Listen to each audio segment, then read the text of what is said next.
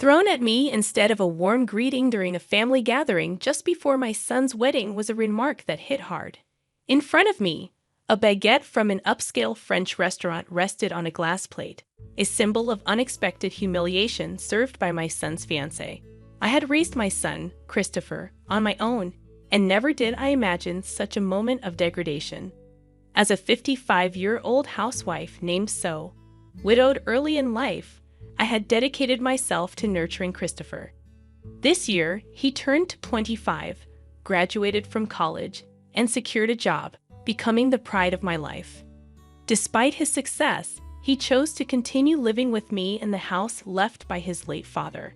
I cherished the idea of spending more time with him. However, my world took an unexpected turn when Christopher revealed he had a girlfriend and intended to marry her. Initially shocked, I soon embraced the news with genuine joy, expressing my happiness at his growth. Christopher, still living with me, promised to bring her home soon, but the opportunity didn't materialize. Curiosity and anticipation built up in me, and when I finally asked about her, Christopher shared some details. Her name was Roy, 4 years older than him, and she worked as a tutor from a family of teachers.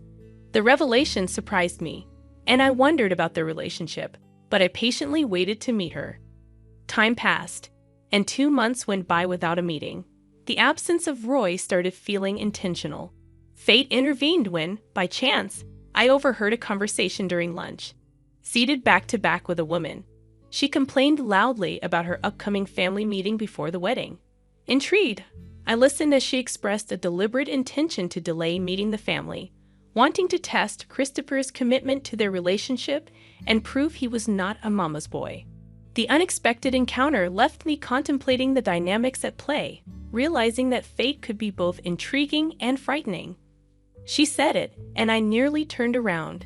Christopher's name echoed in the air, causing a slight dizziness. Her friend's advice to Roy, "You need to be more humble," confirmed the woman loudly discussing her future mother-in-law was none other than Christopher's fiancée. Holding my coffee cup, my hand trembled, and my friend, sensing my distress, asked if I was okay. I mechanically ate the recommended dessert, my mind fixated on escaping that place as quickly as possible. Unaware of my presence, Roy continued her complaints about her fiancé's family. She belittled the concept of a single mother family, comparing it to her supposedly superior educational background. Roy labeled me a clinging mother and spoke about making Christopher abandon me after the wedding. Fear overwhelmed any anger I felt. The conflict between mother-in-law and daughter-in-law had begun prematurely. Even before the family meeting before the wedding, Roy showcased her disdain. Yet, she was the woman Christopher chose. I tried to reassure myself that there must be something wonderful about her. Back home, I attempted to calm my nerves, resolving not to tell Christopher about this incident. Alone, I stopped pushing him about the family meeting. I knew she had no intention of attending, and I refused to continuously be looked down upon by being too accommodating. Christopher sensed my change of heart, but didn't press further. "It's okay if you're busy, whenever it's convenient for you," I told him, trying to ease his burden. The wedding plans between Christopher and Roy seemed to progress faster than the family meeting. Spotting a wedding venue brochure on the living room table, I realized the countdown had begun. I contemplated speaking up about the wrong order of things but refrained for my son's sake. Making a fuss would lead to accusations of being unable to let go or being a mama's boy. Faceless accusations that would upset me. Christopher was crucial to me, but he was an independent adult. I had refrained from interfering more than necessary, demonstrating my tolerance. One morning, Christopher abruptly announced a family meeting with the parents-in-law. They had reserved a fancy French restaurant, and he wanted me to come. The meeting was scheduled in 2 days, a sudden announcement that left me a bit irritated. Shouldn't such things be planned after matching everyone's schedules? I held back my frustration, saying, "All right, I haven't formally met Roy yet, so it's good to meet her sooner." Christopher apologized for the sudden plan, but in my mind, it was Roy and her family who should be apologizing, not him. I reassured him that it's fine. On the day of the family meeting, Christopher and I arrived at the designated upscale French restaurant. I felt a bit nervous, it being my first time at such a fancy place. Christopher chuckled, acknowledging the nerve-wracking atmosphere. As we gave our name to the staff, we were guided to a private room where Roy's family had already gathered. Roy and her mother, Mara, were present. Excusing ourselves, I'd opened the door to the private room. Seated there were Mara, exuding a definite teacher vibe, and Roa, sporting slightly flashy makeup. Her dress seemed mismatched, likely chosen by Mara for the occasion. Roy and Mara remained silent until I finished my greetings, their scrutiny palpable as if evaluating me as a lesser presence. Christopher, familiar with Mara, greeted her with "long time no see." Mara chuckled, mentioning she had been looking forward to meeting the famous mother, a slight sting in her mention of single mother. Suppressing any reaction, I played it down, emphasizing Christopher's inexperience and suggesting they take care of him. Mara, contentedly nodding, maintained an air of superiority.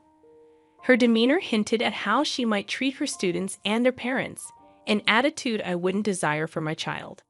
She invited me to sit, yet Roy hadn't greeted me.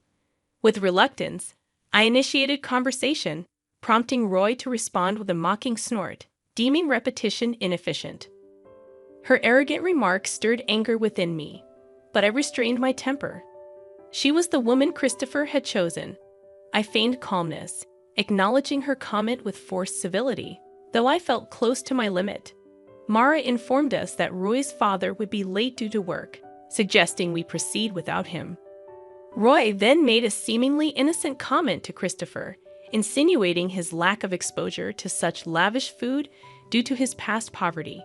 Christopher, unfazed, went along with her comment. I always knew Christopher to be kind and patient, but this situation seemed beyond that. Concerns about how he navigated society started to creep in. Was he possibly being taken advantage of? A parental worry nagged at me. Ignoring the odd expressions from Roy and Mara, I suggested we enjoy the feast.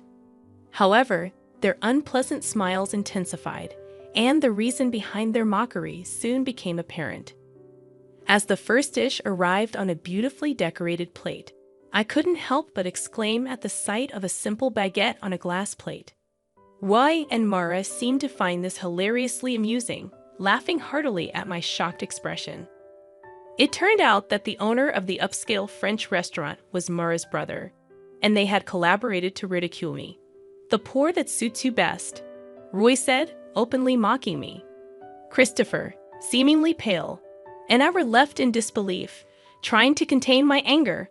I muttered about how this supposedly suited a poor person like me. Roy misinterpreted my reaction, thinking I was crying. Dismissing it, she laughed even harder. Surprisingly, Mara, who might be expected to scold Roy, only said, "Oh dear, Roy," without any intention of reprimanding her. I couldn't bear the idea of such individuals becoming part of my family. Just as I raised my bowed head, Roy's father entered, apologizing for being late. Witnessing the baguette situation, he seemed taken aback. Roy proudly explained that she had the baguette prepared, thinking I, raised in poverty, hadn't experienced such cuisine. Her father scolded her for taking the joke too far, but couldn't hide his amusement. The thought of them becoming my family was unbearable. As the father turned pale, I looked up and recognized him. Cedric, the principal of a private high school where I had been facing difficulties. I expressed my surprise, and he exclaimed in shock, revealing that he had become the principal 3 years ago. Instead of dwelling on educational policies, I couldn't resist suggesting he pay more attention to education at home, especially considering the insult from his daughter, something I vowed never to forget. I said, staring down at him. He had always berated me, claiming that a single mother couldn't be a principal. He had spread rumors that I couldn't properly educate my own child. Roy, realizing the impact of her actions, seemed taken aback. Marcia trembled, lost for words. I looked at each member of Roy's family and slowly bit into the baguette. The sound of me crunching echoed in the room. delicious as expected of a high-end French restaurant's baguette. How about it, Cedric? I'd offered, smiling as I held out the glass plate with the baguette. His hand trembled amusingly as he took it. Don't get the wrong idea. I'd always separate work and personal life. Your dismissal has always been a topic at the board meetings. I was the one opposing it. Without rivalry, there's no momentum for reform. But your role ends here, I declared, giving him a final warning. In fact, I had evidence of him accepting bribes during admissions, manipulating interviews, and enjoying a luxurious life with that money. I was still deciding whether to pursue criminal charges, but if he left the school quietly, I was willing to let it go. Christopher, let's go home. She may be this kind of lady, but can you still see her as a marriage partner? I won't stop you if you choose her, I said to Christopher, whose gaze was fixed on the baguette Cedric held out to him. Roy, with a strange smile, whispered, "You'll marry me, right?" Thinking that marrying him was her only way to save Cedric's position, her pleading eyes turned to him. He looked down, gripping his hands on his knees. The engagement is off. This marriage is as if it never happened, he declared. It's just a joke. I didn't mean to mock you. It's a joke, Christopher. You're so stiff. Roy desperately tried to cover up. If that wasn't mockery, then what was it? I was amazed that she couldn't come up with a better excuse. He looked at Roy with an unexpectedly cold gaze. Roy, you've been given a lot by your parents, education, and love. But I believe I received even more from my mom. Seeing her work was cool. She's still cool, he declared. He could never forgive her for mocking me and expressed pity for the students she was teaching. I wouldn't want to be taught by someone like her.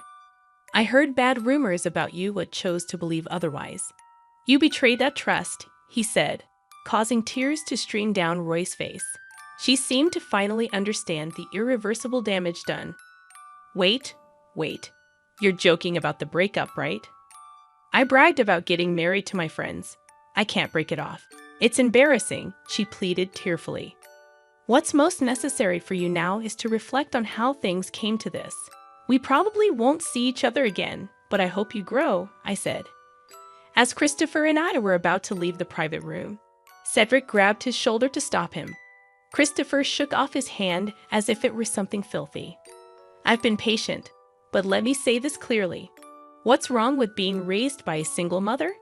Did you see Roy's vulgar behavior? Raised by respectable parents, you should be more ashamed, he said firmly. Cedric had no response and looked down in shame. Roy's cries echoed in the private room as we left the restaurant. The moment we stepped outside, we heard Cedric's angry voice, probably yelling at Roy. Christopher, you need to be more discerning in choosing women. When I said that, he scratched his head and mumbled, It's embarrassing. Apparently, Roy had aggressively pursued him, and Christopher, who tends to be easily swayed, fell into that situation. It was clear that Roy saw an opportunity in him. Regardless, I expressed relief that everything came to light before the marriage as we headed home. The engagement ended amicably. Roy initially demanded compensation, but Christopher dismissed it logically, explaining to his lawyer that Roy was entirely to blame for the broken engagement. The compensation demand was dropped, and when threatened with a lawsuit, Roy quickly backed down. Perhaps her parents advised her not to escalate the situation further. Though I usually keep work and personal life separate, Cedric had to leave the school due to the bribery issue during admissions becoming public. Faced with the choice of leaving quietly or going to court, he opted for the former. Unemployed and desperately seeking a new job, he faced the challenge of overcoming the bad rumors that spread fast in the industry. Roy, having resigned from her tutoring job, was reportedly confined to a room in her parents' house, too embarrassed to even seek new employment. Marcia, burdened with 2 unemployed adults, was allegedly preparing for divorce, yet she couldn't maintain her previous luxurious lifestyle. She wanted to use her earnings solely for herself, citing that as her reason for divorce. A logical decision, perhaps, but one that led to the family's downfall. While I feel a bit sorry for her, I believe it's her responsibility. Sometimes after the incident, I felt genuinely happy for the first time in a while. Christopher introduced me to a wonderful woman, a single mother working at the same place as him. She has a daughter about to turn 3, and it seems she was the one who lifted Christopher's spirits after the broken engagement with Roy. She is bright and sunny, and her daughter is fond of Christopher. Despite the roundabout journey, I am slightly relieved that Christopher seems to be on his way to building a happy family. Maybe, despite the challenges, I'll even become a grandmother.